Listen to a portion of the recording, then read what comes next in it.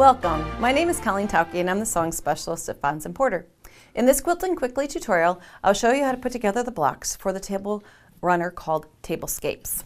Now, these fabrics are all pre-cut 5-inch squares, and we're going to be adding an inner border of a light fabric, it's kind of a tan on white dot, and this wonderful outer border that when you look closely, it's actually forks and knives and spoons, so it's definitely ready for a tablescape with this fabric. Now, if you'd like to purchase this pattern, you can visit our website and order it from there. The entire Tablescape table runner is made from 14 blocks that look like the one here on the Sewing Center. And we're going to be using these 5-inch squares, and we're going to be cutting them into 2.5-inch squares.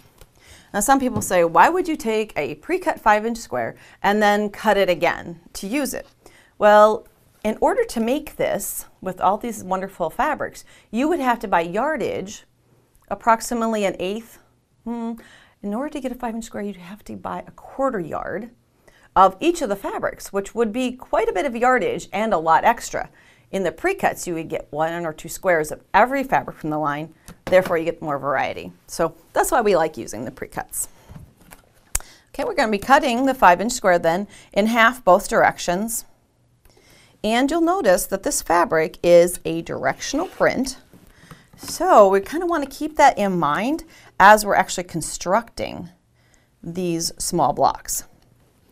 And sometimes people will look at small blocks and think, small blocks must be easier to piece. In fact, small blocks can be harder to piece because there's less room for error. The eye picks up when there's a variance. So we need to be careful when we're piecing these. So we've got then the 4 blocks, as you see here, that will go into the unit. We need to use a center square that is only 1 inch by 1 inch. So when I talk about small, we're getting down to tiny here.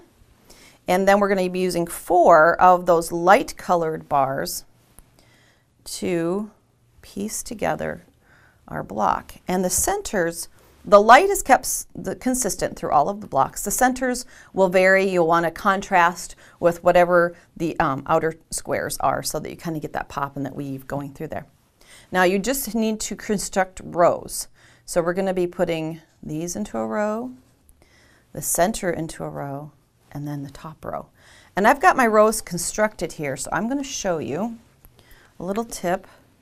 For the piecing in this one, I'll turn over the center one, and you'll notice that the seam allowances nearly touch in the middle. If you're consistent 1/4 inch seam, they should just about kiss right in the center because you're starting with a 1-inch square.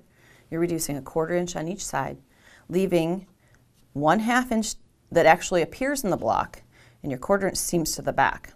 So you want to press those seam allowances toward the center.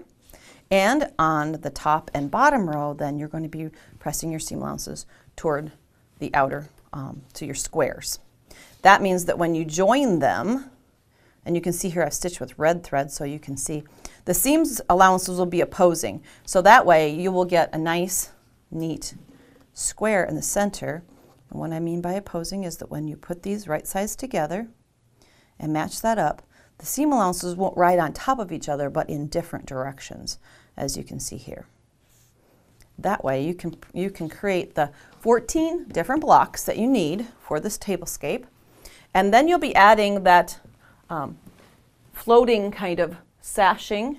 So you'll be using sashing bars that are the same as those small rectangles that you piece through there. And you'll be joining your rows in this manner. So those blocks you created float across your tablescape. You're going to be adding long vertical rows and then an inner border of that light also. And then finished with the fork, knife, and spoon as your border.